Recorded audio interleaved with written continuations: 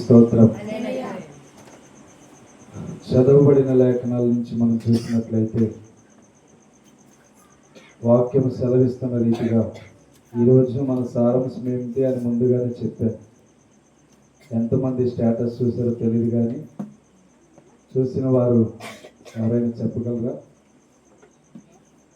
ఈరోజు ఒక అంశాన్ని చెప్పాలని ముందుగానే అనుకున్నాను. సాతాను మన చేత పాపము చేయిస్తున్నాడా అనే అంశం. ఏంటి? సాతాను మన చేత పాపము చేయిస్తున్నాడా? అవునా కదా? దీనికి మనకు తెలియాలి. తెలియకపోతే సాతాను మన చేత పాపం చేయిస్తున్నాడా లేకపోతే మనుషులు మన చేత పాపం చేయిస్తున్నారా అనేది చాలా స్పష్టత అయినదిగా మనకు కావాలి. ఎందుకు అని అంటే, ఈ అంత్య దినాల్లో అపవాదికి 3.5 సంవత్సరాల అధికారం ఇవ్వబోతున్నారు. ఎన్ని సంవత్సరాలు? 3.5 సంవత్సరాలు వాడికి అధికారం ఇవ్వబోతుంది. కాబట్టి అంత్య దినాల్లో మానవుడి నైజం ద్వారా పాపం జరుగుతుందా లేకపోతే సాతానే వచ్చి మన చేత పాపం చేయిస్తున్నాడు అనేది మనకి క్లారిటీ కావాలి. అవునా? ఈ క్లారిటీ లేకపోతే మనం ఏం చేస్తాం? సాతానుని జయించాలి, సాతాను క్రియలు లయమైపోవాలి, నాలో ఉన్న బలహీనతలన్నీ సాతానే కలుగజేస్తున్నాడని మనకి ఎక్కువగా వస్తూ ఉంటాయి. అవునా? మనకి సాతాను కలుగజేస్తున్న ప్రయోగాలు ఏంటి, అసలు సాతాను ఎవరి మీద దాడి చేస్తాడు అనేది మనం ఈరోజు నేర్చుకోబోతున్నాం. 2 విషయాలను బాగా గుర్తుపెట్టుకోండి. ఎప్పుడైనా మన జీవితం ఎక్కడితో ముగించబడదని మీకు ఎప్పుడు చెప్తూనే ఉంటున్నాను. రెండవదిగా, మన జీవితం దేవుని ఎదుట ప్రత్యక్షించబడే దినాలు అతి చేరువలో. కొన్ని సంవత్సరాల్లో మనం దేవుని వద్దకు వెళ్ళబోతున్నాం. అది ఈ రాత్రి అవ్వచ్చు, లేకపోతే కొన్ని సంవత్సరాలు పట్టవచ్చు. కొన్ని సంవత్సరాలు అంటే ఒక 100 సంవత్సరాలు ఉంటుంది అనుకో. మ్యాక్సిమం 25 సంవత్సరాలలోపు దేవుడు రావచ్చు. అర్థమవుతుందా? 25 సంవత్సరాలు కూడా ఎక్కువ. ఎందుకంటే ఆల్రెడీ ఆయన చెప్పినవన్నీ జరిగిపోతుంది. చిన్న ప్రార్థన చేసుకుని వాక్యంలోకి వెళ్దాం. స్తోత్రం తండ్రి, పరిశుద్ధుడా, ప్రేమగల తండ్రి, కృపగలిగిన దేవుడు, సర్వశక్తిమంతుడు, జీవాధిపతివి, జీవము కలిగిన దేవానికి స్తోత్రములు చెల్లిస్తున్నా. ఈ అంత్య దినాల్లో మాకు కావలసిన వర్తమానం మీరు మాకు అనుగ్రహించమని కోరి ప్రార్థిస్తున్నా. పరలోకనాథుడవు, పరిశుద్ధాత్మ దేవుడై తండ్రి, నిత్యము నీతో సహవాసము చేస్తూ మేమేం నేర్చుకోవాలో మాకు నేర్పిస్తూ, ప్రజలకు ఏమి తెలియచేయాలో మాకు తెలియచేస్తూ నీవు నడిపిస్తున్న విధానాన్ని బట్టి నీకు స్తోత్రాలు. మాలో ఏ ఆశ లేదు, కానీ ఆత్మలను నీ వద్దకు చేర్చడమే మా ప్రయాసగా ఉన్నది తండ్రి. నువ్వు చెప్పావు ఈ లోక ధనమును ఆశించొద్దని. అయ్యా, ఆశించకుండానే ఈ పరిచర్య నడుస్తుంది. అయ్యా, ఈ పరిచర్యలో అనేక మంది బిడ్డలు తండ్రి బలపడుతూ ముందుకు వెళ్తున్నారు. బలపడుతున్న ప్రతి ఒక్కరిని పేరు పేరు చెప్పున మరింత అభివృద్ధిలోనికి నడిపించండి. వారి జ్ఞానాన్ని పెంచండి, వారి జీవితాన్ని వెలుగులోనికి తీసుకురండి. కృపా సత్య సంపూర్ణుడైన గొప్ప దేవా, నీకే వందనాలు తండ్రి. ఈ రాత్రికాల సమయంలో సాతానుడు మనుషుల మీద దాడి చేస్తున్నాడా లేదా ప్రభా మనుషులే పాపానికి లోనవుతున్నారనే సందేశాన్ని ముందుగానే నీ వద్ద పెట్టి ఉన్నాను తండ్రి. మాకు కావలసిన విలువైన మాటలు ఈ క్షణమందు మాకు అందచేయమని కోరి ప్రార్థిస్తున్నా.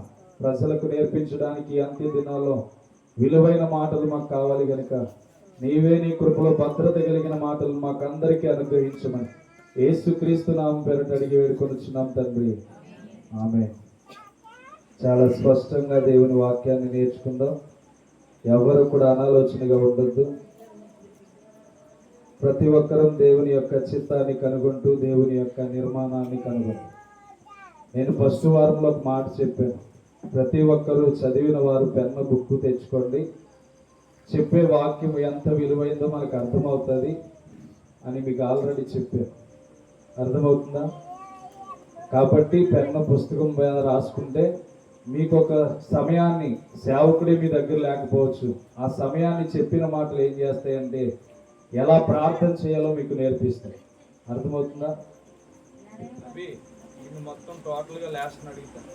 ఏ వాక్యం ఫస్ట్ చెప్పినా చివరి వరకు ఏం చెప్పాను నాకు నెక్స్ట్ ఎక్స్ప్లెయిన్ చేయాలి.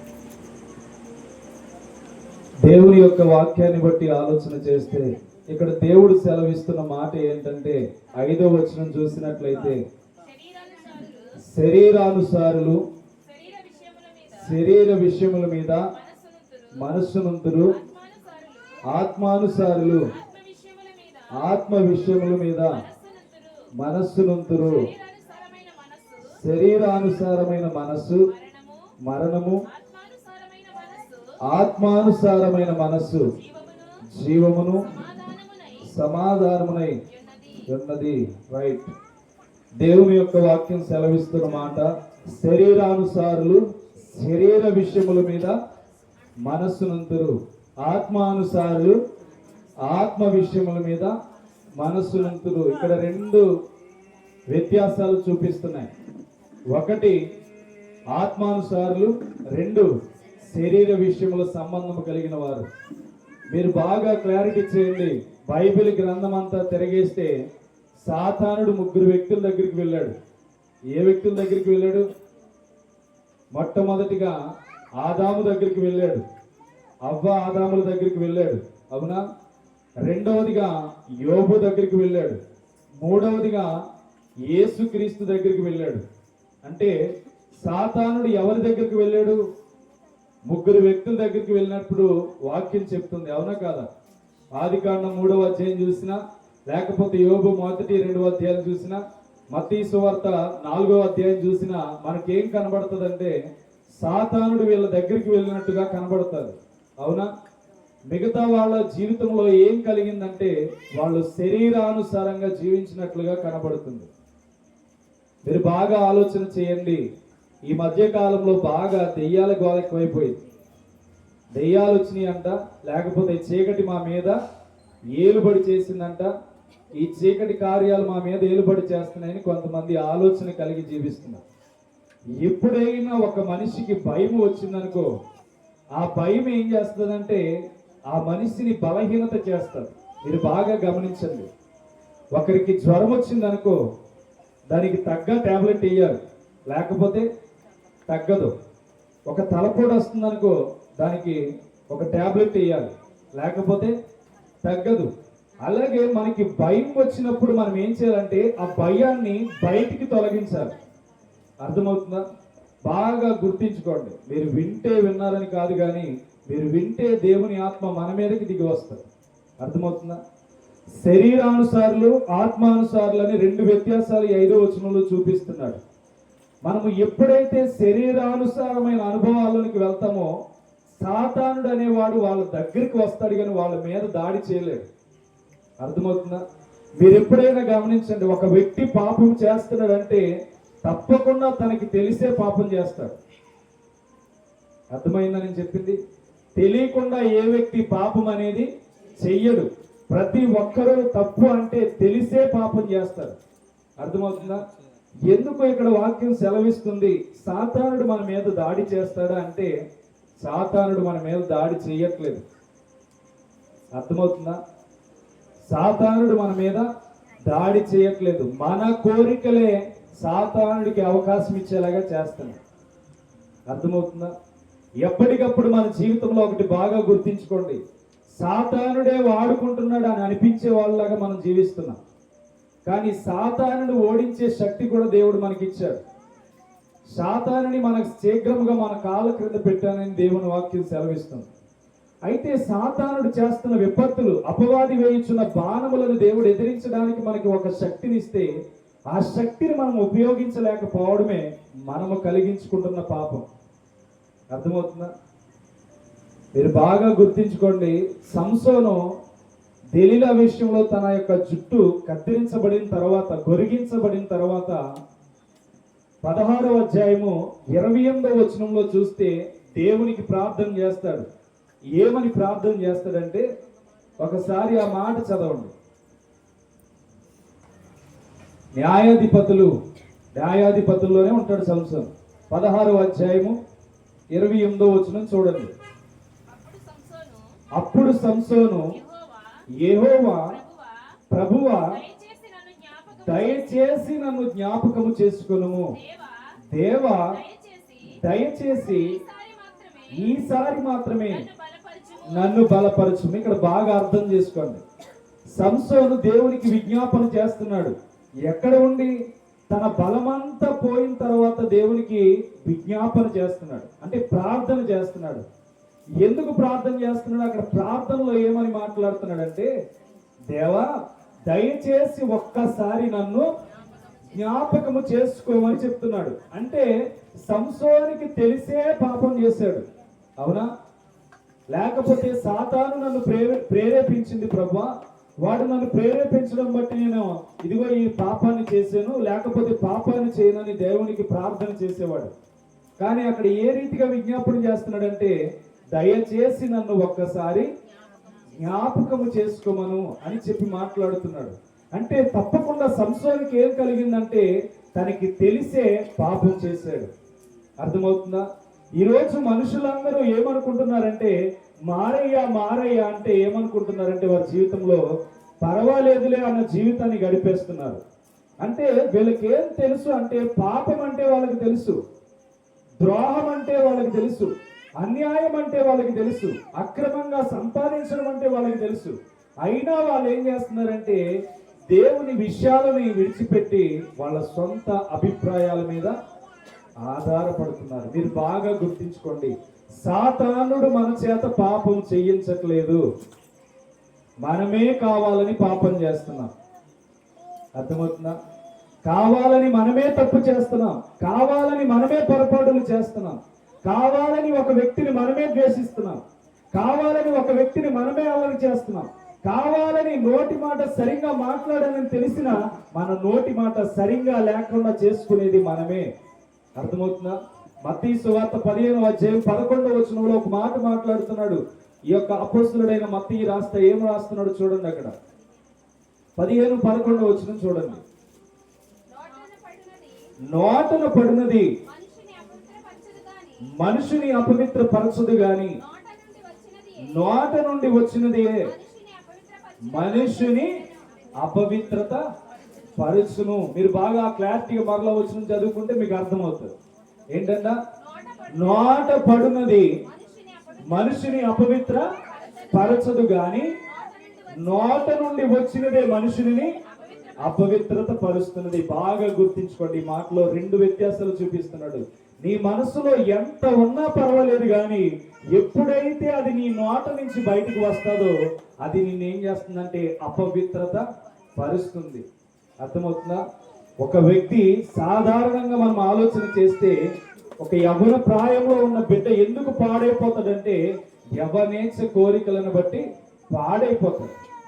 వాడికి తెలుసు ఒక వ్యక్తిని మనం ఆశించకూడదు, ఒక జీవితాన్ని మనము పాడు చేయకూడదు, ఒక జీవితానికి అన్యాయం చేయకూడదు అని మనకి తెలిసినా గానీ మనం ఏం చేస్తామంటే, మన శరీర కోరికల వల్ల, అందుకనే శరీరానుసారులు దేని మీద పెడతారంటే, మనసు శరీరానుసారమైన మనస్సు కలిగి జీవిస్తారు. అర్థమవుతుందా? అందుకనే ఒక వ్యక్తి ఆమె నాకు సంబంధించినది కాదు అని తెలిసిన అతడు ఏం చేస్తాడంటే అది కావాలి అన్నట్టు ఆలోచన చేస్తాడు. మీరు బాగా గుర్తించుకోండి. అంటే ఇక్కడున్న వ్యక్తికి పాపం అంటే ఏంటో తెలుసు, ఆమెను పాడు చేయడం అంటే ఏంటో తెలుసు, ఆమెకు మాయ మాటలు చెప్పడం అంటే ఏంటో తెలుసు, ఆమెను ఏ రీతిగా ద్రోహం చేయాలో ఆమె విషయంలో అన్నీ తెలుసు. కాబట్టి ఈ వ్యక్తి ఏం చేస్తున్నాడంటే తెలిసే శరీరకంగా మానసిక స్థితి వలన శరీర పాపాన్ని చేస్తున్నాడు. అంటే తనలో ఆలోచన ఏం చేస్తున్నాడంటే దాన్ని పొందుకోవాలని శరీరకంగా ఆలోచన చేస్తున్నాడు. అర్థమవుతుందా? ఇందులో సాతాను అభిప్రాయం ఏమన్నా ఉందంటారా? ఒక వ్యక్తి ఆమెను ఏదో పాడు చేయాలనుకున్నాడు, ఒక వ్యక్తి మాటలతో మాయ చేయాలనుకున్నాడు, ఒక వ్యక్తి తనని నాశనం చేయాలనుకున్నాడు, తన జీవితాన్ని వ్యర్థపరచాలనుకున్నాడు. ఇప్పుడు అంతా తిన ఆలోచించిందా శరీరకంగా, లేకపోతే సాతాను వచ్చి అతనికి ఏమన్నా నేర్పిస్తుందా? ఆలోచన చేయ. తన వలనే తన జీవితం పాడైపోతుంది. అందుకని దేవుని వాక్యం సెలవిస్తుంది, శరీరానుసరులు శరీర వాటి మీద మనస్సు ఉంచుతారు. అందుకనే ఇక్కడ సంసోను కూడా ఎలా ప్రార్థన చేస్తున్నాడయ్యా అంటే, దేవా ఒక్కసారి నన్ను జ్ఞాపకము చేసుకోమంటున్నాడు. ఎందుకని? తనకి తెలిసే తప్పు చేశాడు, తనకి తెలిసే పొరపాటు జరిగింది, తనకి తెలిసే అవిధేయత క్రియలు చేశాడు. ఎందుకంటే ముగ్గురు వ్యక్తులకి తెలియవలసిన దేవుని మాటగా ఉండవలసింది నాలుగో వ్యక్తికి చెప్పేశాడు. తెలియలోకి చెప్పకూడదు, దేవుడు చెప్పింది తన తల్లిదండ్రులకి తనకి మాత్రమే చెప్పాడు. నీ జుట్టులో బలముంది, నువ్వు జీవిత కాలం అంతా క్షౌరము చేయించకూడదని చెప్పాడు. కానీ దేవుని ఆజ్ఞ తన జుట్టులో లేదు, కానీ తన మాట వలన జీవితం తనది నడుస్తుంది. అర్థమవుతుందా? తన మాట ఎప్పుడైతే తన జీవితంలో ఎప్పుడైతే నేర్చుకున్నాడో ఆ పద్ధతిని బట్టి తన మార్గం ఏమైందంటే చెడిపోయింది. అర్థమవుతుందా? సంసోను తెలుసుకొని కొన్నాళ్ళ తర్వాత ఏమన్నాడంటే దేవునికి ప్రార్థన చేసి, నాకొక్కసారి బలం ఇవ్వు, నన్ను ఎందుకు పుట్టించవు, దాన్ని నిరూపించి నా ప్రయాణాన్ని నేను ముగించుకుంటానని చెప్పాడు. అర్థమవుతుందా?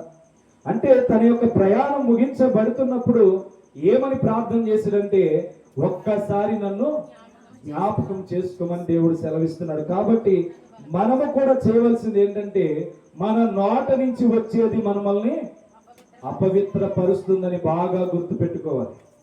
మన నోట నుంచి వచ్చేదే మనల్ని అపవిత్ర పరుస్తుంది. అంటే హృదయంలో ప్రతి ఒక్కరికి చాలా కోరికలు ఉంటాయి, హృదయంలో ప్రతి ఒక్కరికి చాలా ఆశలు ఉంటాయి, హృదయంలో ప్రతి ఒక్కరికి ఎన్నో కోరికలతో నిండిపోయే దేహం కనబడుతుంది.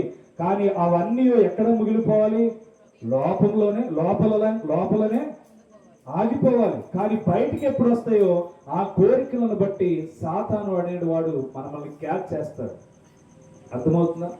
మీరు ఆలోచన చేయండి. దావీదు దగ్గరికి ప్రజా సంఖ్యను లెక్కించడానికి సాతాను ప్రేరేపించిందని 1 దినవృత్తాంతాలు 21వ అధ్యాయం 1వ వచనంలో స్పష్టంగా రాస్తాడు. ఏమని రాస్తాడో అక్కడ చూడండి. 1 దినవృత్తాంతాలు 21వ అధ్యాయము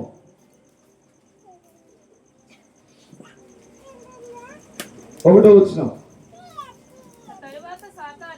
ఆ తరువాత సాతాను ఇశ్రాయేలునకు విరోధముగా లేచి ఇశ్రాయేలీయులను లెక్కించుటకు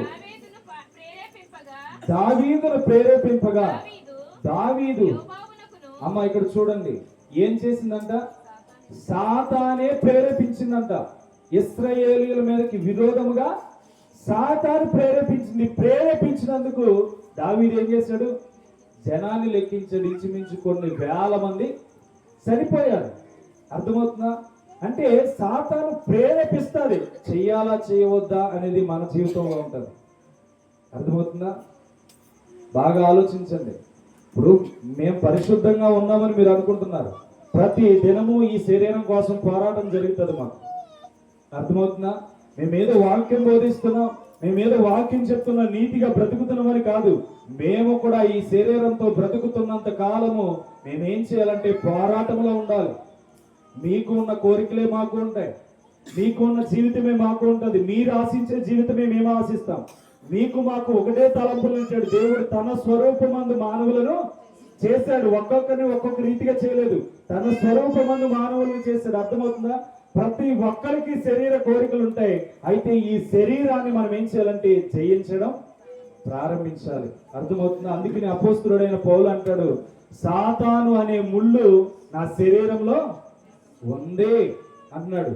అర్థమవుతుందా? కాబట్టి మనం ఏం చేయాలంటే మనలో ఒక ముళ్ళు ఉంది.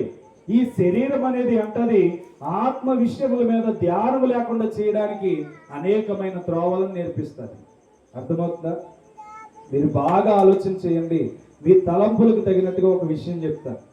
మీకు రోజంతా ఖాళీగా ఉంది. ఎంతసేపు బైబిల్ చదవగలుగుతున్నారు బైబిల్ చదివే వాళ్ళు? అర్థమవుతుందా? రోజంతా ఖాళీ ఉంది.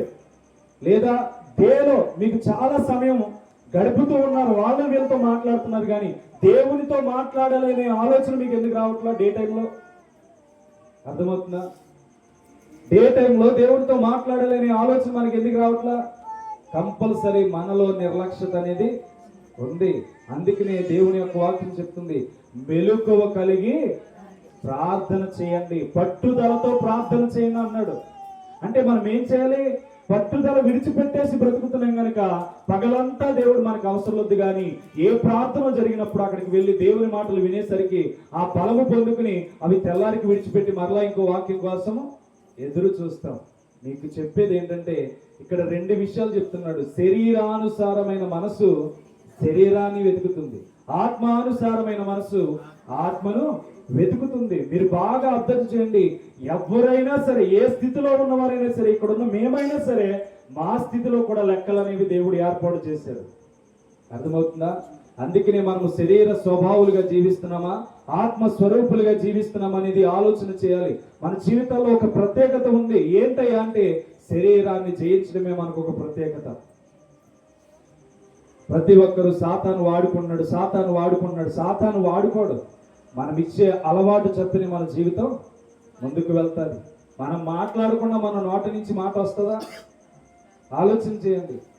మన నోట మాట్లాడకుండా ఏ మాట రాదు. మనము చేయకుండా ఏ పొరపాటు మన జీవితంలో జరగదు. అందుకనే దేవుని యొక్క వాక్యం చెప్తుంది. రోమపత్రిక 7వ అధ్యాయం 18వ వచనం మనం కూడా చూడండి.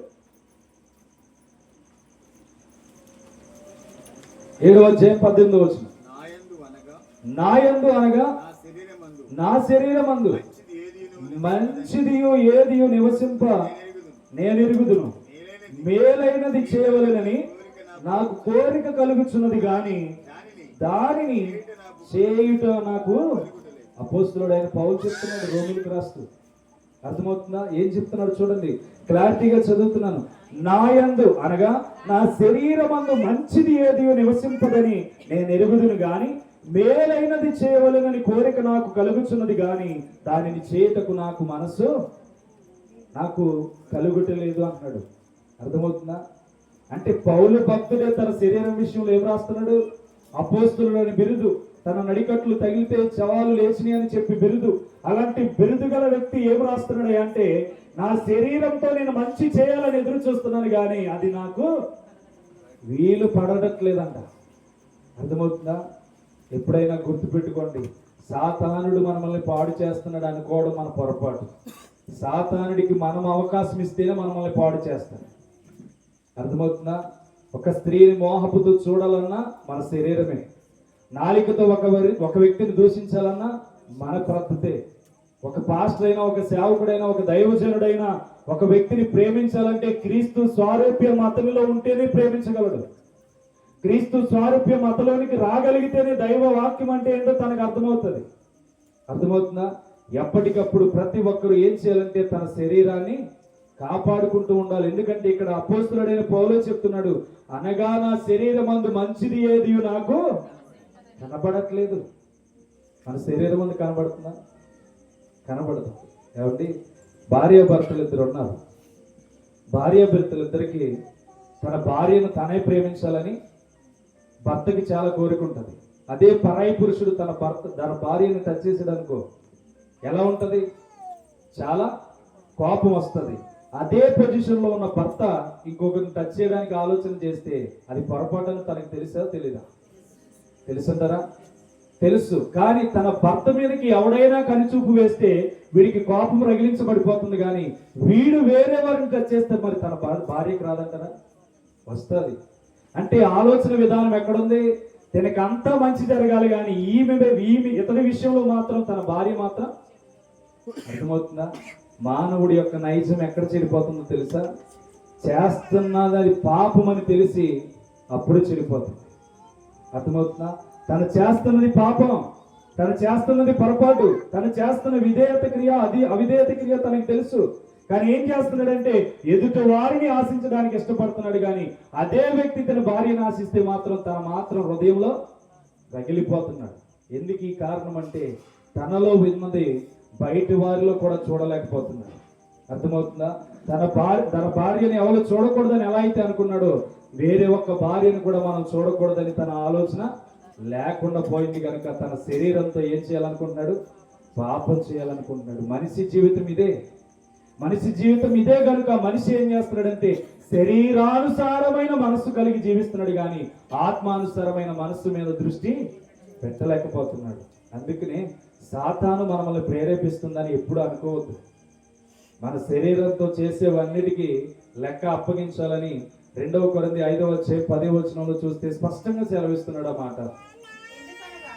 ఎందుకనగా తాను జరిగించిన క్రియల చొప్పున అవి మంచివైనను సరే చెడ్డవైనను సరే దేహముతో జరిగించినవన్నీ వాటి ఫలమును ప్రతి వాడును పొందినట్లు మనమందరమును క్రీస్తు న్యాయపీఠం ఎదుట ప్రత్యక్షము కాబలును అని చెప్తున్నాడు. అర్థమవుతుందా? అవి మంచివైనను సరే చెడ్డవైనను సరే దేహముతో చేసినవన్నీ న్యాయపీఠం ఎదుట మనం ఏం చేయాలంట? అప్పగించాలి. మరి అపోస్తులుడైన పౌలు సాతాను చేత ప్రేరేపించబడిన వారు పాపం చేసిన వారని రాయొచ్చు కదా, మరి అలా ఎందుకు రాయలేదు? అర్థమవుతుందా? సాతానుడి చేత ప్రేరేపించబడిన వాళ్ళందరూ ఏ చెడ్డ కార్యాలు అయితే చేశారు, ఏ మంచి కార్యాలు అయితే చేశారు, వాటన్నిటిని వచ్చి దేవుని ఎదుట నిలబడొచ్చు కదా అని రాయొచ్చు కదా. ఇక్కడ దేహముతో చేసిన వాటన్నిటిని గురించి ఎందుకు రాస్తున్నాడు అంటే, శరీరమైన మనస్సుతో చేసిన ప్రతి ఒక్కటిని గూర్చి న్యాయపీఠం ఎత్తున మనం ఏం చేయాలంట? తీర్పు దగ్గర నిలబడాలి. అర్థమవుతుందా? ఏ ఒక్కరూ తప్పించుకోవడానికి వీలు లేదు. అందుకనే ఆత్మానుసారమైన మనస్సు మీద మనకి ఏముండాలంటే దృష్టి ఉండాలి. ప్రతి దినం అంటది ఈ శరీరం, వాళ్ళు బాగున్నారు, వీళ్ళు బాగున్నారు, వీళ్ళ అందం ఆకర్షణీయం, వీళ్ళ జీవితం ఆకర్షణీయం అంటది. వాళ్ళ మీద కోపపడు, వీళ్ళ మీద కోపం చూపించు, వీళ్ళ మీద పగ తీర్చుకో అంటది. ఈ దేహానికి సంబంధించింది ఏంటంటే అంతా నాశనమే. ఆత్మను పాడు చేయడమే ఈ శరీరం యొక్క కోరిక. ఆత్మను పరలోకం వెళ్లకుండా చేయడమే ఈ శరీరం యొక్క కోరికలు. అందుకనే నా శరీరం అందు నాకు మంచిది ఏదియో కనబడట్లేదు. ఈరోజు నీ శరీరం అందు ఏ మంచి కనబడుతుంది? దేవుడు ఎదుటి న్యాయపీఠం ఎదుట నిలబడాలి. ఈ దేహంతో చేస్తున్న ప్రతి ఒక్కటి మంచి అయినా సరే చెడ్డమైనా సరే న్యాయం ఎదుట నిలబడాలి. మరి నిలబడినప్పుడు నువ్వు నేనేం చేయగలుగుతాం? అర్థమవుతుందా? జీవించుచున్న కాలము కొద్ది కాలమే. అర్థమవుతుందా? నేడు ఆ ఏంజిల్ అదేంటి లాస్ ఏంజిల్స్ మీరు బాగా గుర్తు చేసుకోండి. ఒక్కటే కుటుంబం రక్షించబడ్డది. ఎందుకు రక్షించబడ్డది? దేవుడు ఒక విషయం చెప్పాడు, సొదొమ గొమొర్ర కాలం జరిగినట్లుగా జరుగుతుంది అన్నాడు. అక్కడ అన్ని కుటుంబాలు నాశనం అయిపోయినాయి, కానీ ఒకటే కుటుంబం రక్షించబడ్డారు. ఎందుకని? ఆ మంటల్లో రాత్రి పగలు అతని కన్నీరు కార్చి ఏడుస్తున్నాడంట. అందుకనే ఆ కుటుంబం చుట్టూ ఒక్క అగ్ని గంధకము కూడా తన దరికి చేరలేదు. అంత బెంగ్లాలు, అంత ఎంతో ఆశ్చర్యకరంగా కట్టినవి కొన్ని బిలియన్స్ నాశనం అయిపోయినాయి, కానీ తన కుటుంబంలో ఉన్న ఆ ప్రాంగణం అంతా ఎందుకు టచ్ అవ్వలేదంటే రాత్రంతా నిజమైన దేవుడికి అతడు ప్రార్థన చేస్తూ ఉన్నాడంట. అర్థమవుతుందా? అది ఒక సాదృశ్యం కాదు, దేవుడు చెప్పాడు ఒక గుర్తింపు. అది సొదొమ గొమొర్రలాగా దేవునికి ఏమిచ్చిందంట? 0% ఇచ్చిందంట. సొదొమ గొమొర్రలాగా 0% ఇస్తే ఆ 0% 48 గంటలు కాకముందనే మొత్తం దేవుడు ఎవరో చూపించేసుకున్నాడు. మరి దేవుడు లేడన్న చోట దేవుడు లేకపోతే అక్కడ ప్రపంచం ఎందుకు? ఇంకా అర్థమవుతుందా? పచ్చని పచ్చని చెట్లు ఎందుకు తగలడిపోయినాయి అంటే దేవుని ఉగ్రత అలాగే ఉంటుంది. దేవుడు లేడంటే ఉన్నాడని చూపించుకోవడమే దేవుని యొక్క ఆనవాయితీ. అర్థమవుతుందా? దేవుడు ప్రేమమూర్తి కనుక ప్రేమతో ప్రతి ఒక్కరిని నన్ను నమ్మండి అన్నాడు. కాబట్టి నమ్మి మనం ఏం చేయాలంటే దేవుని యొక్క క్రియలు చేయాలి. మరి అసలు దేవుడే లేడన్నాడు, మరి అక్కడ తను లేడన్నప్పుడు తన విధేయత తను చూపించాలి కదా, తన కోపాన్ని తను చూపించాలి కదా. అసలు నేను పుట్టించి నేను కొని నేను పెంచి ఇంత బంగ్లాలు ఇంత ఐశ్వర్యాన్ని ఇస్తే చివరాఖరికి వీరి స్థితిని మార్చుకుని వీళ్ళు ఏం చేశారంటే నేనే లేనని 0% ఇచ్చారంట. అందుకనే మొత్తం ఎలా అయితే లోతు కుటుంబం ఒక్కటే రక్షించబడిన రీతిగా ఆ గ్రామంలో ఒక్కటే కుటుంబం రక్షించబడ్డది. అర్థమవుతుందా? ఒక్కటే ఇల్లు కాపాడ్డది. అంటే ఇప్పుడు సాదృశ్యం కనబడుతున్నట్టే కనబడలేదా? అంటే ఇది సొదొమ గొమొర్ర కాలమా కాదా? గుర్తించుకోండి. శరీరానుసారమైన మనస్సు మీద ఇంకా మన దృష్టి ఉంటే మన శరీరాన్ని దేవునికి ఎలా అప్పగించాలో సిద్ధపాటు చేయండి. మన ఆత్మను దేవుని మీద ఎలా దృష్టి పెట్టాలో ఆలోచన చేయండి. మిమ్మల్ని ఏదో పాడు చేయాలి, ఏదో పొరపాటు జరుగుతుందని నేను బోధించట్లేదు, కానీ పరిశుద్ధాత్మ దేవుని ప్రత్యక్షత పొందుకొని ప్రతి డే దేవునితో ఏం బోధించాలని దేవుని దగ్గర నేర్చుకునే వస్తున్నాను. అర్థమవుతుందా? ఏ బైబిల్ క్లాసులు లేవు, ఏ బైబిల్ స్టడీకి వెళ్ళలేదు. మరి ఎక్కడి నుంచి వచ్చిందంటే జ్ఞానం. ఇదిగో ఈయన్ని చదువుతున్న కొలది నాకు జ్ఞానాన్ని ఇస్తూనే తీసుకువెళ్తున్నాను. అర్థమవుతుందా? మీరు శరీరానుసారమైన దృష్టి మీద పెడితే కంపల్సరీ మీ శరీరానుసారమైన మనస్సు మిమ్మల్ని పాడు చేస్తారు. ఆత్మానుసారమైన మనస్సు ఎప్పుడైతే మీ జీవితాల్లో వెలుగునిస్తుందో ఆత్మానుసారమైన మనస్సు మీద మన ఫోకస్ ఉంటుంది. అర్థమవుతుందా? నేటికి మన జీవితాలు ఇంకా సరిలేకపోతే అదిగో సొదొమ గొమొర్రకి సాదృశ్యమే. అది మీరు అనుకోవచ్చు, అనుకోకపోవచ్చు. అర్థమవుతుందా? అన్నీ తగలడిపోయి ఒక్క కుటుంబమే రక్షించబడ్డదంటే ఆనాడు దేవదూతలతో సహతం పాపం చేయడానికి సొదొమ గొమొర ఎగసిపడ్డది. ఆ రోజు లోతు కుటుంబాన్ని మాత్రమే బయటికి తీసుకువచ్చాడు, ప్రార్థించిన ఆ కుటుంబాన్ని మాత్రమే రక్షించాడు. కానీ అదంతా ఏమైపోయింది? బూడిదైపోయింది. అర్థమవుతుందా? ఇంకా మన శరీరము ఆ వాటి మీదే దృష్టి కలిగి ఉంటే, ఆత్మానుసారమైన మనస్సుతో మనం ఏం చేయాలంటే దేవుని కొరకు ఎదురు చూడాలి. ఈ అంత్య దినాల్లో బాప్తిసం పొందని వారు బాప్తిసం పొందాలి, రక్షణలోనికి రాని వారు రక్షణలోనికి రావాలి, విధేయత లేని వారు విధేయతలోనికి రావాలి, చెడ్డ కార్యాలు చేసేవారు చెడ్డ కార్యాల నుంచి బయటికి రావాలి. దేవుడు ఆలస్యం చేస్తున్నారని కొందరు ఏదో ఆలోచన చేస్తున్నారు, దేవుడు ఆలస్యం చేస్తున్నాడు కొందరు ఆలోచన విధానాన్ని మార్చుకొని బ్రతుకుతున్నారు. అయితే దేవుడు రానయ్యన్నాడు గనుక ఇప్పుడు మనం ఏం చేయాలంటే ఆత్మానుసారమైన మనస్సు మీద మన దృష్టి ఉండాలి. అందుకని 6వ అధ్యాయం 12వ వచనం చూడండి ఏం చెప్తున్నాడు. రోమపత్రిక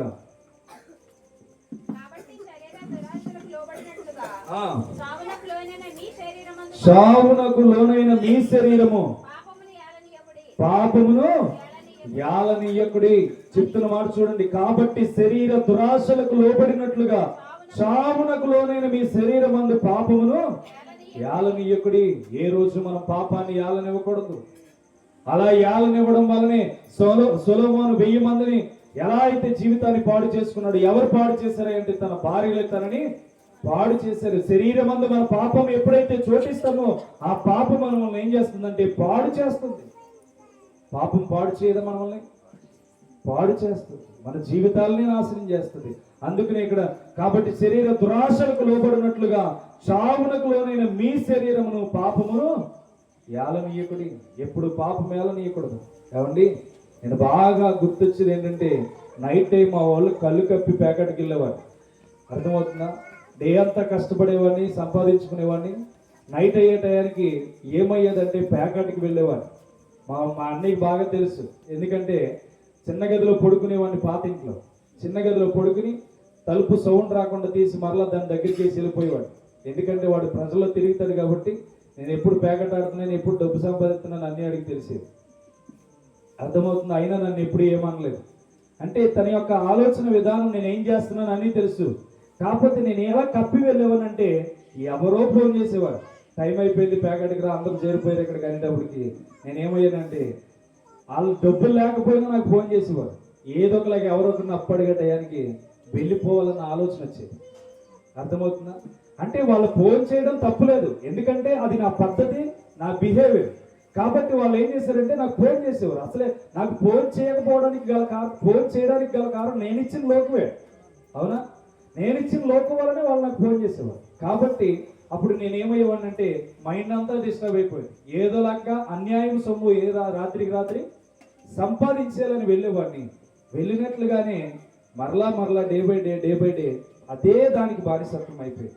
అంటే నాకు తెలిసి జోదమాడినా తెలియకుండా జోదమాడినా, ఒకడు చెప్తే జోదమాడలేదు, నాలో కోరిక పుట్టింది కాబట్టి అది నన్ను ప్రతి డే ఏం చేసేదంటే దానికి బానిసను చేసేది. అందుకనే మన శరీరంలో చాలా దురాశలు ఉంటాయి, చాలా ఆశలు ఉంటాయి. పక్కోడి సొమ్ము అన్యాయంగా సంపాదించాలనుకుంటాం. పక్కోడిది ఏదైనా దొరికిందనుకో వాడు జస్ట్ అలా పడేసుకుని వెళ్తే ఆ 1000 రూపాయలు తీసుకుని జోబులేటికి నాకు తెలియదు అనే రకాలు కూడా ఉన్నాయి. అర్థమవుతుందా? అంటే ఈ దురాశలు ఏం చేస్తాయంటే మన శరీరాన్ని చావుకి లోను చేస్తాయి.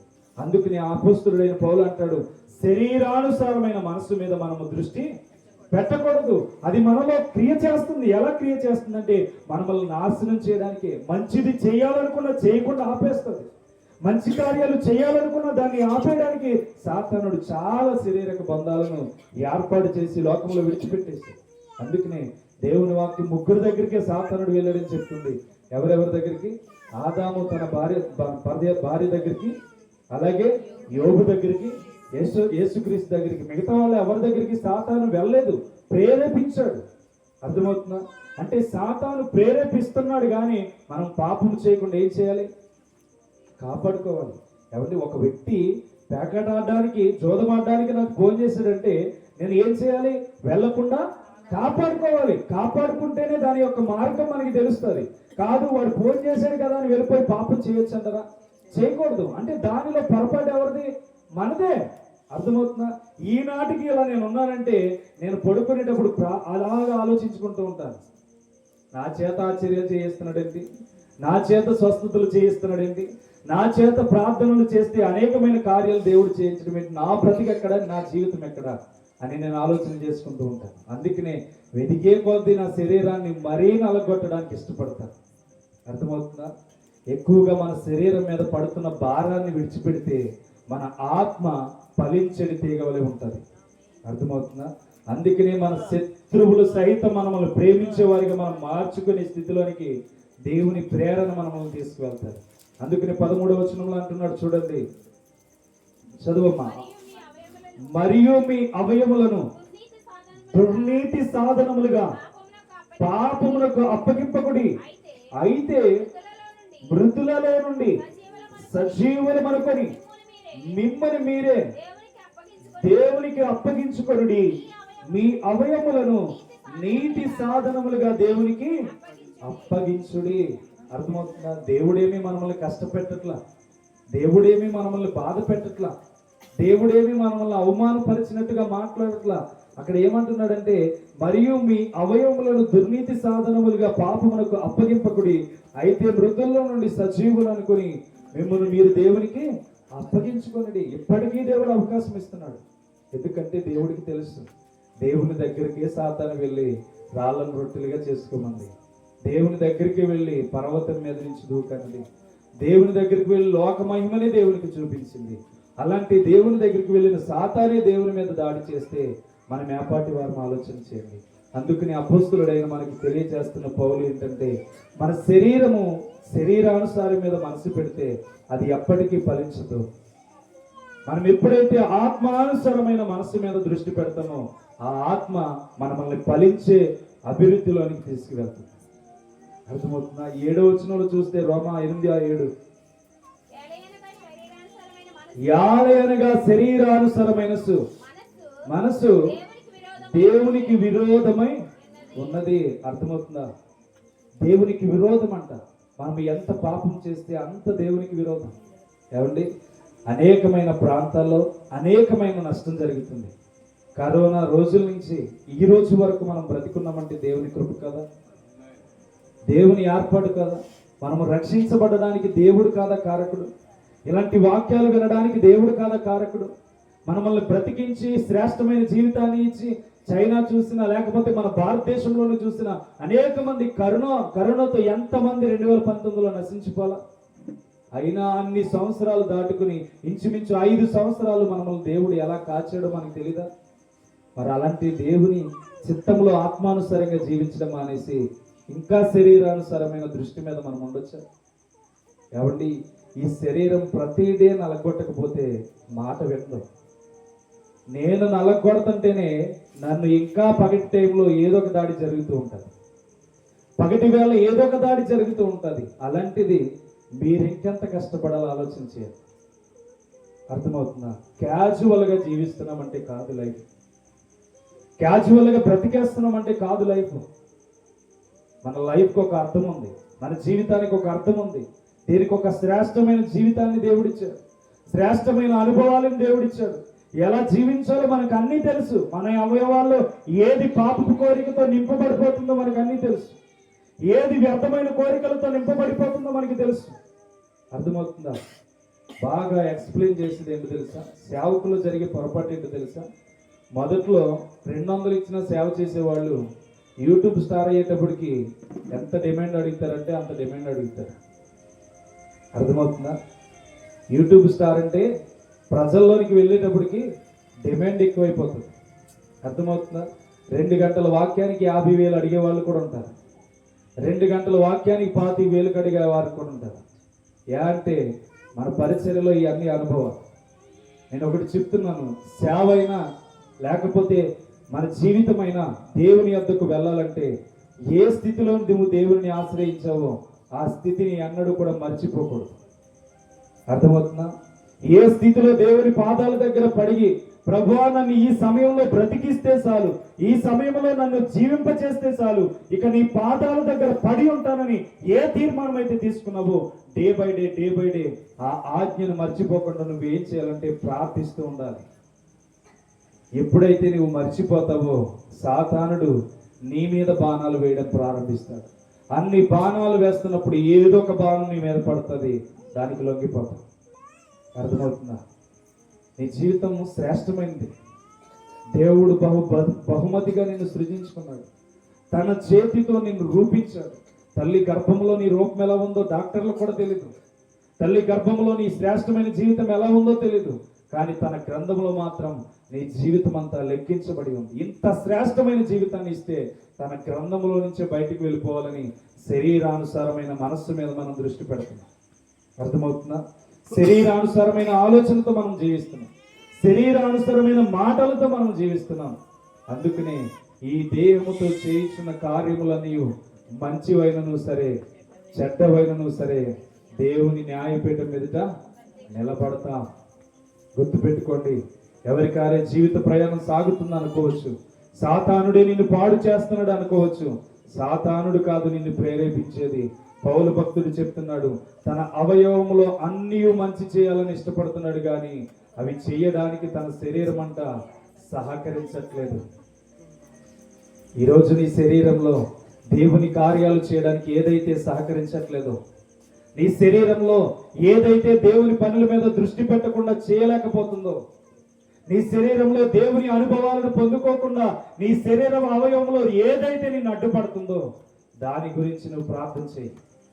ప్రభువా, నా శరీరంలో ఈ బంధకము నన్ను వెంటాడుతుంది, నా శరీరంలో ఈ బలహీనత నన్ను వెంటాడుతుంది, నా శరీరంలో ఈ కోరిక నన్ను వెంటాడుతుంది, నేను పాపం నుంచి పరిగెట్టుకు పోవాలని చూస్తున్నాను, కానీ అది నన్ను బంధకాల్లో నుంచి బయటికి రానివ్వట్లేదు.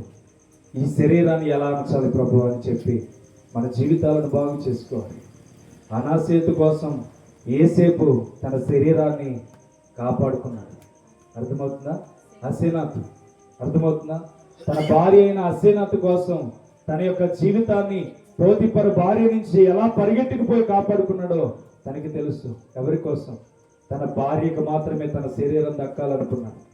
తన భార్యకు మాత్రమే తన శరీరాన్ని అప్పగించాలనుకున్నాడు. నేటి దినాల్లో ఎంతమంది వేరే వాళ్ళ భార్యలను ఆశించట్లేదు. నేటి దినాల్లో భర్తను విడిచి వేరే వాళ్ళని ఎంతమంది ఆశించట్లేదు. ఎవరి కోసం అంటే నీ శరీర కోరికను బట్టి ఇవన్నీ నువ్వు తెచ్చుకుంటున్నావు. నీ శరీర కోరికను బట్టి ఇవన్నీ నీ జీవితంలో తెచ్చుకుంటున్నావు. నీ శరీర కోరికలను బట్టి, నీ అవయవంలో కలుగుతున్న భోగేచ్ఛలను బట్టి ఇవన్నీ నువ్వేం చేస్తున్నావు అంటే నువ్వు తెచ్చుకుంటున్నావు. నీకు తెలియకుండా నీ శరీరాన్ని టచ్ చేసేవాడు ఎవ్వడు కూడా లేడు. సర్వ అధికారం నీ శరీరం మీద నీకు దేవుడు అప్పగించేశాడు.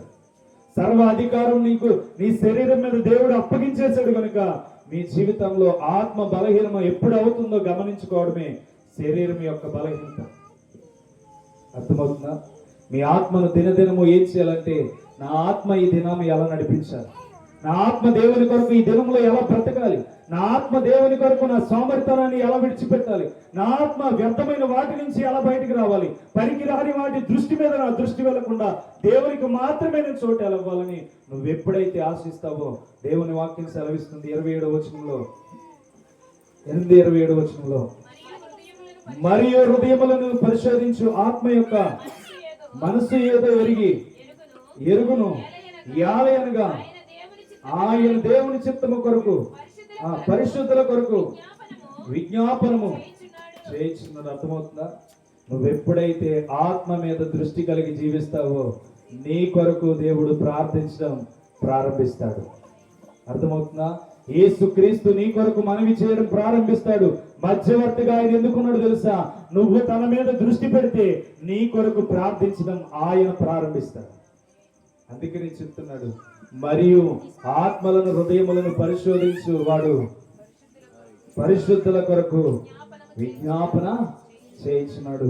అందుకనే నువ్వు చేయవలసింది ఏంటో తెలుసా?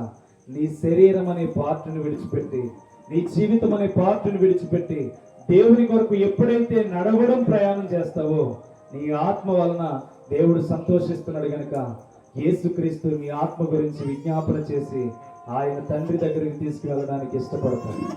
అర్థమవుతుందా?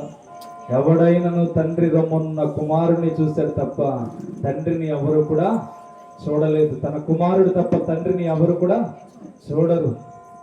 అందుకని నీ పక్షమును విజ్ఞాపన చేసేది ఎవరంటే, నువ్వు ఎప్పుడైతే శరీర బంధకాల నుంచి నువ్వు బయటికి రావడానికి ఇష్టపడతావో, శరీరానుసారమైన మనస్సును తొలగించుకొని నువ్వు ఎప్పుడైతే బయటికి వస్తావో, ఆత్మానుసారమైన మనస్సు నీకు ఏర్పడింది కనుక పరిశుద్ధుల కొరకు పరమందున్న యేసుక్రీస్తు ఏం చేస్తాడంటే విజ్ఞాపన చేస్తాడు.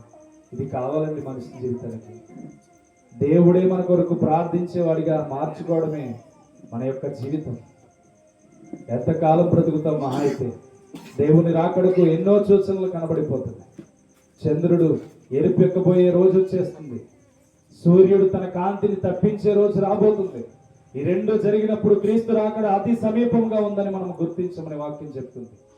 రాబోయే దినాల్లో మనకి కరువు రాబోతుంది. ఈ కరువు నుంచి మనల్ని పోషించే దేవుని ఆశ్రయించాలి. అర్థమవుతుందా?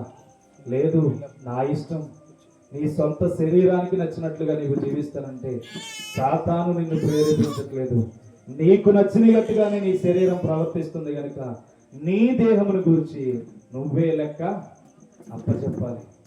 కాబట్టి ఎప్పటికప్పుడు మన జీవితాల్లో ఏం కలిగి జీవించాలంటే ఒక ప్రత్యేకతను కలిగి జీవించాలి. ఆ ప్రత్యేకత ఏంటంటే శరీరాన్ని విడిచిపెట్టి ఆత్మ కొరకు మనము ప్రయాసపడాలి. ఎప్పుడైతే ఆత్మ కొరకు ప్రయాసపడతామో 41వ అధ్యాయం ఆదికాండం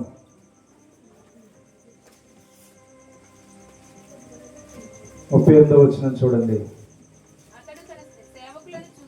అతడు తన సేవకులను చూసి ఇతని వలె దేవుని ఆత్మగల మనుషుని కనుగొనగలమా? అర్థమవుతుందా?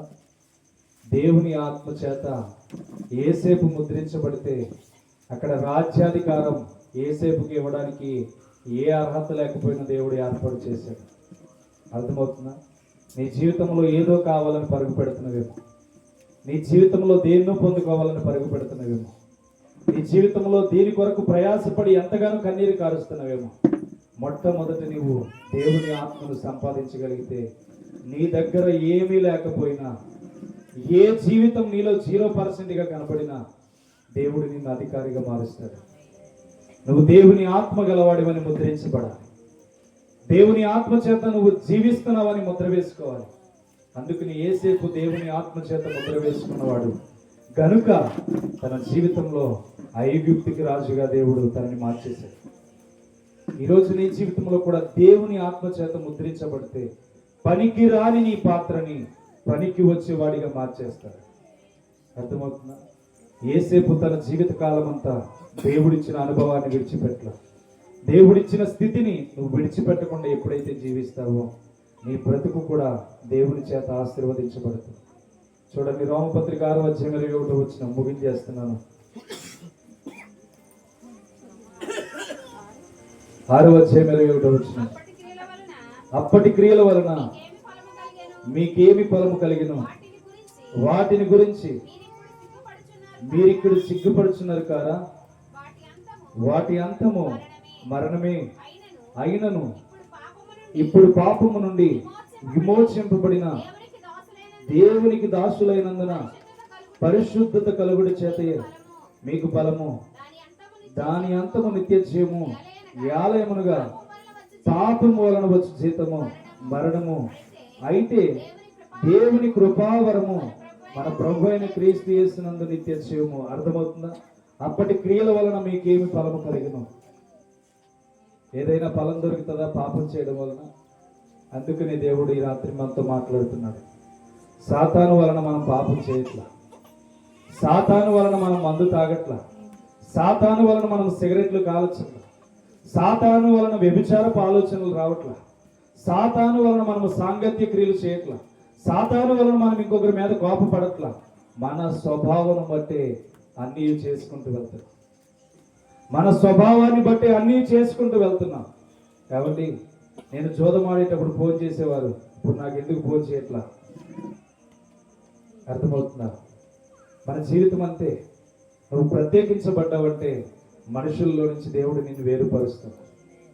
వాళ్ళు మాట్లాడే తీరులో నుంచి దేవుడు నిన్ను ప్రత్యేకతగా ఏర్పాటు చేస్తాడు. నీకు గుర్తింపు రావాల్సిన అవసరం లేదు, వాళ్ళందరూ పొగడాలని అవసరం నీకు అవసరం లేదు. దేవుని కనిచూపులో నువ్వు ఉంటే అది చాలు, దేవుని భాగ్యంలో నువ్వు ఉంటే అది చాలు. అందుకనే నువ్వు ఏం ఫలం పొందుకున్నావు, అప్పటి క్రియల వలన నీకేం ఫలము కలిగినావు, వాటిని గురించి మీరు ఇప్పుడు సిగ్గుపడుచున్నారు కదా. అవునా? ఏమండి, మనకి ఏదైనా తప్పు చేస్తే జుర్మానం విధిస్తారు సెంటర్లో మీటింగ్ ఎత్తి. అవునా? ఎందుకు విధిస్తారు? తప్పు చేశాడు కాబట్టి అతనికి ఏం చేస్తారు? జుర్మానం వేస్తారు. జుర్మానం వేసిన తర్వాత అక్కడితో ఆ 10 మంది ఉన్న పురుషుల దగ్గర ఆగిపోతుంది? ఆగదు. ఊరందరికీ ఎంత వేసారో తెలుస్తారు. కాబట్టి మనము కూడా అదే చేస్తున్నాం. ఎప్పటి క్రియల వలన మనం సిగ్గుపడి వారిగా ఉండకూడదు. ఈ క్రియలు మనకి తెలుసు, శారీరకంగా పాపం చేస్తున్నాం. ఈ క్రియలు మనకు తెలుసు, తప్పు చేస్తున్నాము. ఈ క్రియల వలన మనకు తెలుసు, కోపపడుతున్నాము. ఒకరికి అన్యాయం చేసి బ్రతుకుతున్నాం, ఒకరి జీవితాన్ని నాశనం చేస్తున్నాం, ఒకరి భార్యను ఆశిస్తున్నాం, ఒకరి భర్తను ఆశిస్తున్నాం, ఒకరి సొమ్మును ఆశిస్తున్నాం. ఇవన్నీ మనకు తెలుసు. వీటన్నిటిని బట్టి మనం ఏం పడుతున్నామంటే సిగ్గు పడుతున్నాం. ఇవన్నీ విడిచిపెట్టేస్తే దేవుని యొక్క మాట సెలవిస్తుంది, వాటి అన్నిటి వలన అంతము మీకు వస్తే పాపము నుండి విమోచింపబడిన దేవుని దాసులై పరిశుద్ధత కలుగుటే మీకు ఫలము, దాని అంతము నిత్య జీవం. అందుకని మనము నిత్య జీవితం కోసం ఎదురు చూద్దాం. సాతానుడు మన చేత అన్యాయమైన క్రియలు చేయించట్లా, జస్ట్ సాతానుడు ప్రేరేపిస్తున్నాడు, చేసేవాళ్ళం మనమే. అర్థమవుతుందా?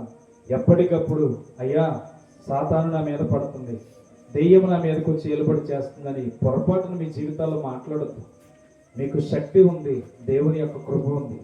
మీ శక్తిని బట్టి ప్రార్థన చేసుకుంటే ప్రతి బలహీనత నుంచి దేవుడు నిన్ను విడిపిస్తాడు. నీలో జీవితం ఎలా ఉండాలంటే మహా అద్భుతంగా ఉండాలి. అందుకనే నువ్వు సిగ్గుపడు వారిగా నీ జీవితం ఉండకూడదు. ఆశీర్వదించబడిన వారిగా నిత్య జీవంలోనికి వెళ్ళే వారిగా నీ జీవితం ఉండాలి.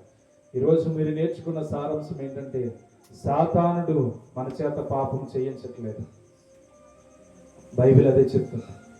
నీ దేహమును గూర్చి మంచివైనను చెడ్డవైనను నువ్వు న్యాయపీఠం ఎదుట నిలబడాలి. ఈరోజు నీ జీవితాన్ని బట్టే దేవుని ఎదుట నిలబడాలి. ఈరోజు నీ దృష్టి శరీరానుసారమైన మనసు మీద దృష్టి ఉంటే నీ ఇష్టం, ఎలా అయినా జీవించవచ్చు. కానీ ఆత్మానుసారమైన జీవితం నువ్వు కావాలనుకుంటే దేవుడు నువ్వు పరిశుద్ధపరచబడిన తర్వాత నీ కొరకు విజ్ఞాపన చేయడం ఆయన చూసుకుంటాడు.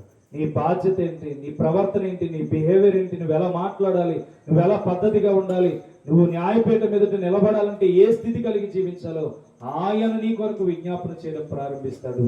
అంత గొప్ప ధన్యత నువ్వు పొందుకోవడం కావాలి, కానీ అంత గొప్ప ధన్యతను పొందుకోవడం విడిచిపెట్టడం కాదు. అర్థమవుతుందా?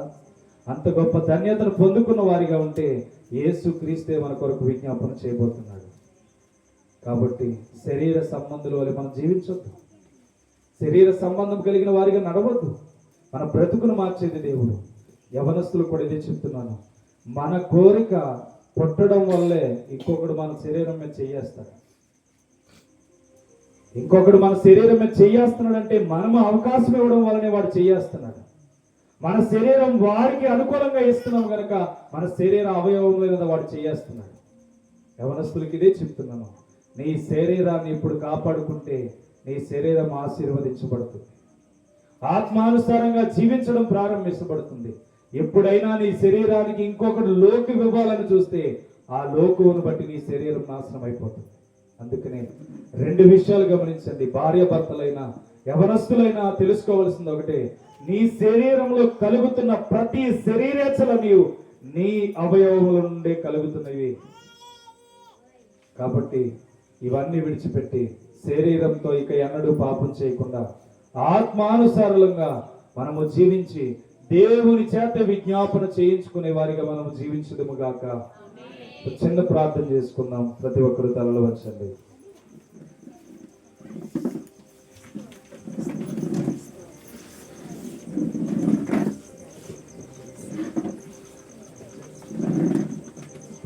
చివరిగా ప్రార్థన చేసుకుందాం. ప్రతి ఒక్కరు తలలు వంచి ఎవరికి వారే, మీలో కోపం ఉన్నా, ద్వేషం ఉన్నా, అహంకారం ఉన్నా, శరీర సంబంధమైన క్రియలు మీలో కనబడుతున్నా, శరీర సంబంధమైన ఆలోచనలు మీలో కనబడుతున్నా, శరీర సంబంధమైన మాటలు మీలో కనబడుతున్నా, ఒకవేళ ఈరోజు దేవుడు తెలియజేస్తున్నది అదే, శరీరానుసారమైన మనసుతో మీరు జీవిస్తే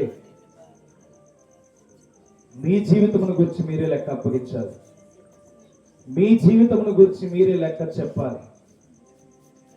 అయ్యో సాతాను నా చేత పాపం చేయించిందయ్యా, సాతాను నా చేత అన్యాయమైన మాటలు మాట్లాడించిందయ్యా. సాతాను నన్ను వేరే భార్యను ఆశించమందయ్యా. సాతాను వేరే భర్తను నన్ను ఆశించమందయ్యా. సాతాను యవన కోరికలను బట్టి ఇంకొక పురుషుణ్ణి ఆశించమందయ్యా. నా యవన ప్రాయాన్ని పాడు చేసుకోవడానికి సాతానే నా మీద దాడి చేసిందయ్యా. వాడి చూపులే నన్ను మార్చేసినయ్యా. ఆమె చూపులే నన్ను శరీరకంగా పాపం చేయించినయ్యా అంటే గనక అది ఎన్నటికీ పొరపాటు. నీ శరీరంతో చేస్తున్న ప్రతి పాపము నీ నుండే కలుగుతుంది. త్రాగుడు వలన నీవు బానిసవైపోయి ఉండొచ్చు. దేవుడు ఈ రోజు చెప్తున్న మాట, వాటన్నిటిని బట్టి నీవు సిగ్గుపడుచున్నావు కావా అని అడుగుతున్నాడు. వాటన్నిటిని బట్టి నీకు వచ్చేది మరణము అని దేవుడు సెలవిస్తున్నాడు.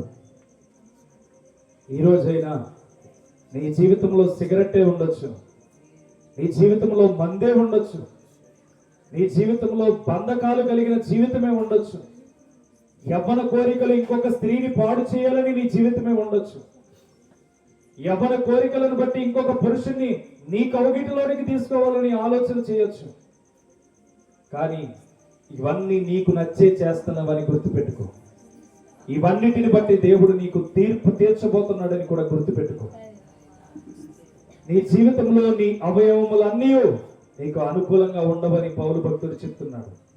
ఈ శరీరంతో జీవిస్తున్నంత కాలము, ఈ శరీరంతో నడుస్తున్నంత కాలము నువ్వు పాపానికి చోటు ఇవ్వకూడదని దేవుడు సెలవిస్తున్నాడు. ప్రియ సహోదరి సహోదరుడా, ఒక భార్యను ఎలా అయితే ఆశించకూడదో నువ్వు ఆశించవేమో.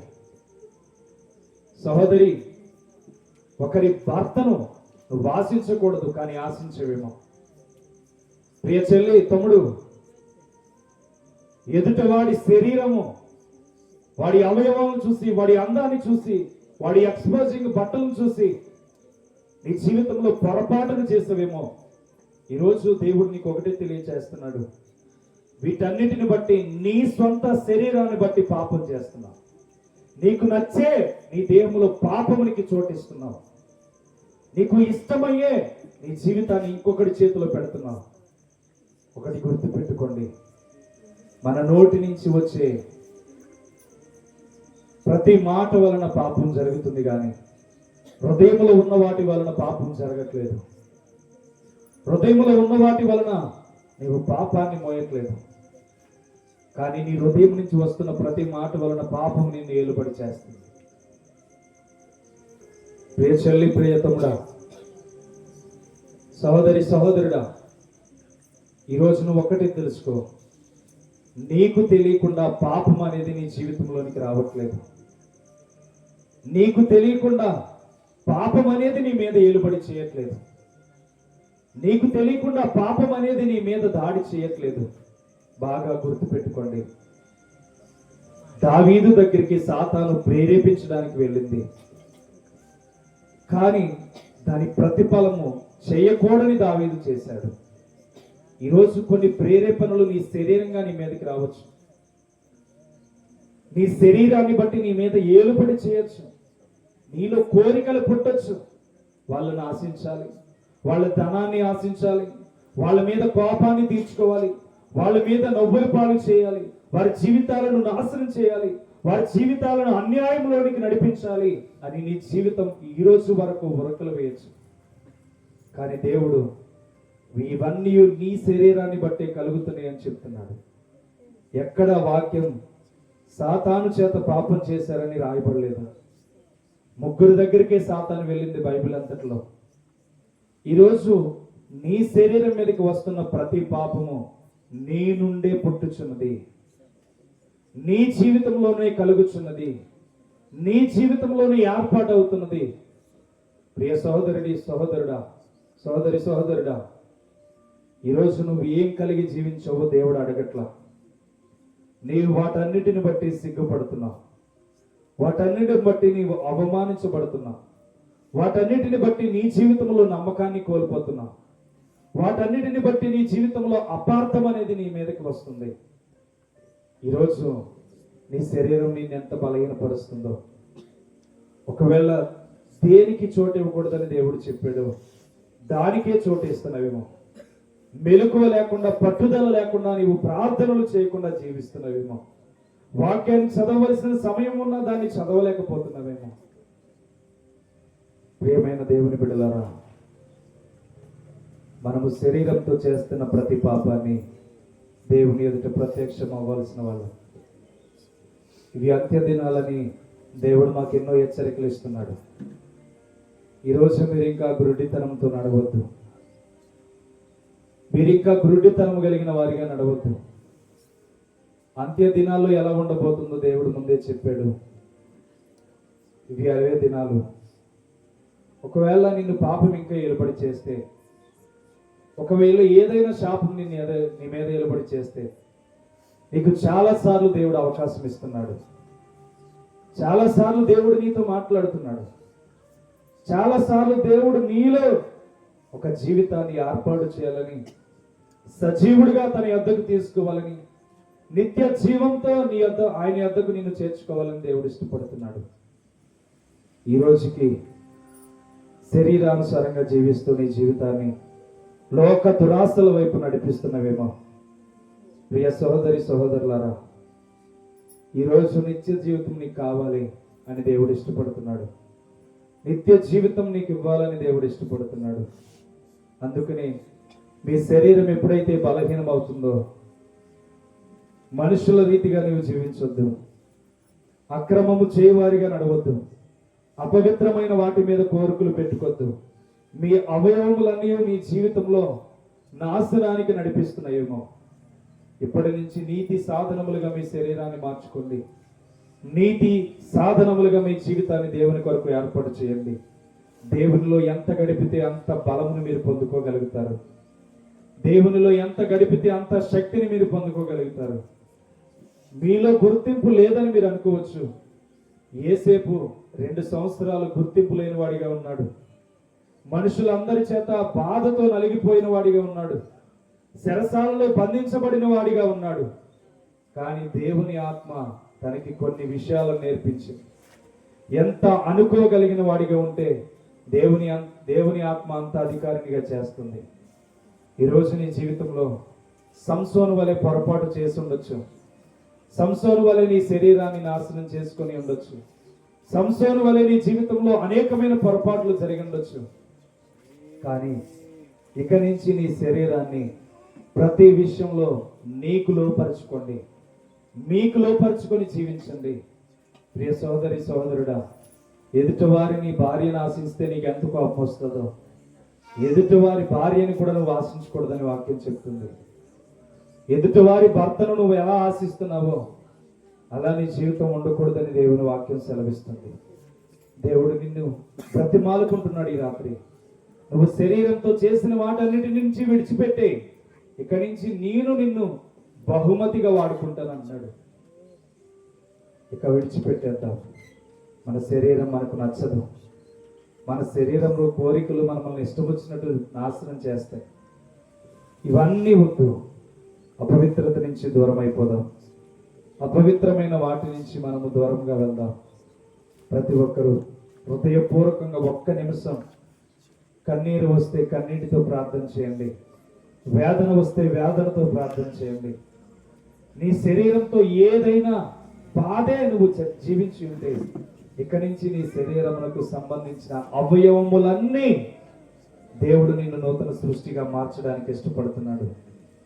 ప్రియ చెల్లి, ప్రియ తమ్ముడు, సహోదరి సహోదరులారా, ఈ రోజు నుంచి నీ శరీర బంధకాలు తెగడానికి దేవుడు ఇష్టపడుతున్నాడు. వాటిని నీ మీద నుంచి తీసివేయడానికి దేవుడు ఇష్టపడుతున్నాడు. ఇంకా అవే బంధకాలతో ఉండాలనుకుంటే నువ్వు ప్రార్థన చేయొద్దు. అవే బంధకాల్లో జీవించాలనుకుంటే ప్రార్థనకు కూడా వెళ్ళొద్దు. దేవుడు నీతోనే మాట్లాడుతున్నాడు. వాటన్నిటి నుంచి విడిపించగలిగితేనే నువ్వు నా యొద్దకు రా అని దేవుడు అడుగుతున్నాడు. విడిచిపెట్టే. దేవుడు ఒక్కొక్కసారి నీతో మాట్లాడతాడు. ఈ ఒక్కసారి దేవుడు నీతో మాట్లాడుతున్నాడేమో. త్రాగుడు నుంచి బయటికి వచ్చే, వ్యర్థమైన వ్యసనాల నుంచి బయటికి వచ్చే, పొరుగువారి నుంచి ఆశించే వాటి నుంచి బయటికి వచ్చే, పాపాల నుంచి బయటికి వచ్చే, శాపము గల మాటల నుంచి బయటికి వచ్చే, నీ నోటి నుంచి రాని అపవిత్రమైన మాటల మీద నీవు దృష్టి కలిగి జీవించొద్దు. మనమందరము దేవుని ఎదుట నిలబడాలి. నీ కోపంలో ఏదో మాట్లాడేసినట్టు కాదు. తెలిసి మాట్లాడితే దేవుడు క్షమించడు.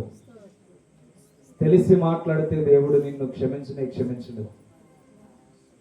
పాపము మీ మీద ఎలుబడి చేయనివ్వకండి. మిమ్మల్ని రిక్వెస్ట్ చేస్తున్నాను, మీ జీవితాల్లో పాపం అనేది రానివ్వద్దు. దయచేసి ఈ అంత్య దినాల్లో మనము శ్రేష్టమైన వారిగా ఉండాలని దేవుడు ఇష్టపడుతున్నాడు. శ్రేష్టమైన వారిగా జీవించాలని దేవుడు ఇష్టపడుతున్నాడు. మనమందరము పాపం ఎరుగని వారిగా జీవిద్దాం. ఎవరో రాలేదు అన్నందుకు నీకెందుకు? నువ్వు వచ్చావు, దేవుడు నీతోనే మాట్లాడాడు. నువ్వు వచ్చావు నీ జీవితాన్ని బాగు చేసుకోవడానికి. నా కుటుంబంలో వారు రాలేదు, వీళ్ళు రాలేదని ఆలోచన చేయొద్దు. ఎవరి క్రియల చొప్పున వారికి దేవుడు తీర్పు ఇవ్వబోతున్నాడు. నీ భర్త విషయం నీకు అనవసరం, నీ భార్య విషయం నీకు అనవసరం, నీ బిడ్డల విషయం నీకు అనవసరం. ఇక్కడికి వచ్చావు, దేవుడు నీతోనే మాట్లాడాడు. నీవు సిగ్గును అందడం దేవునికి ఇష్టం లేదు. నీవు బలహీనుడు అవడం దేవునికి ఇష్టం లేదు.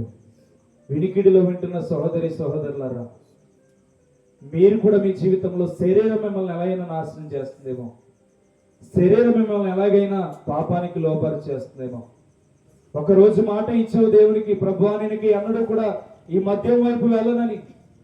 ఒకరోజు మాట ఇచ్చావు, ఈ యొక్క లోకము పొగ వైపు నేను వెళ్ళలని. ఒకవేళ వాటి వైపు తిరిగేవేమో, ఈరోజు దేవుడు యంత్రము ద్వారా నీతో మాట్లాడుతున్నాడు. సహోదరుడా, ఒకవేళ నీ హృదయంలో ఈ మాటలు నీకు నొప్పించి ఉంటే దేవుడు నిన్ను క్షమించడానికి ఇష్టపడుతున్నాడు. దేవుడు నిన్ను గాయాలన్నిటినీ కట్టడానికి ఇష్టపడుతున్నాడు. బయటికి వచ్చే ఈ లోకం నుంచి ప్రార్థన చేయబోతున్నాను. ఒకవేళ ఈ మాటలను బట్టి నీ హృదయంలో మెలకువను దేవుడు ఇస్తే నాతో పాటు మీరందరూ అంగీకరించండి. స్తోత్రం, స్తోత్రం, స్తోత్రం, స్తోత్రం, స్తోత్రం.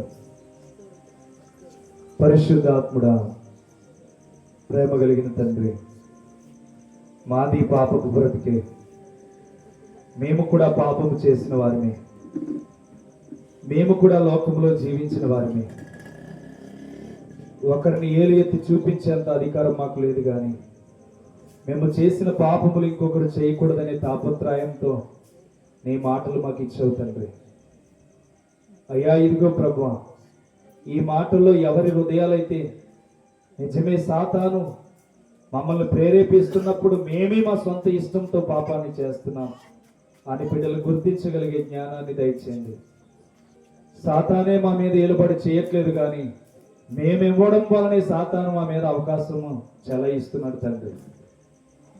బుద్ధి లేని అవ్వ సాతాను మాటలకు లోబడినప్పుడు పాపం చేసింది, కానీ అదే మనిషి యోబులా ఉన్నప్పుడు సాతాను తన శరీరం మీద దాడి చేసిన తనకి లొంగకుండా బ్రతికాడు.